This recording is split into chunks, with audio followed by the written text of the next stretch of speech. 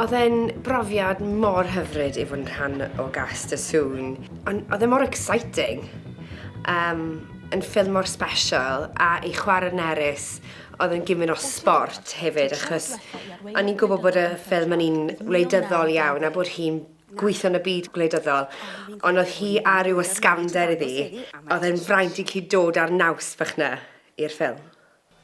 O'n i wrth y modd hefyd gyda chwarae cymeriad Nerys achos oedd hi'n fenyw mewn byd dyn, mewn byd o ddynion, byd gwleidyddol sych iawn.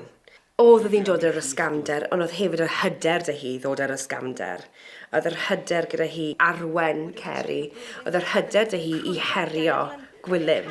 A oedd e'n rili braint cael waren achos o'n i'n gwybod bod wedi cofio rili brwydro i fod pwy o'n nhw yn eu swydd nhw. A bod i cael just bod na a bod yn Nerys yn ei holl gogoniad, ond i wrth y modd.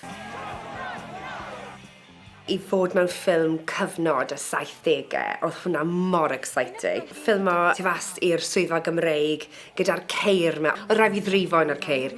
O'n i ddim yn dda iawn yn hynna, achos sy'n powers tirau yn ceir o'r 70au. So o'n i rili gyffod troi'r wir. So o'n i ddim rhaid fi fynd yn bell iawn, diolch i ddew.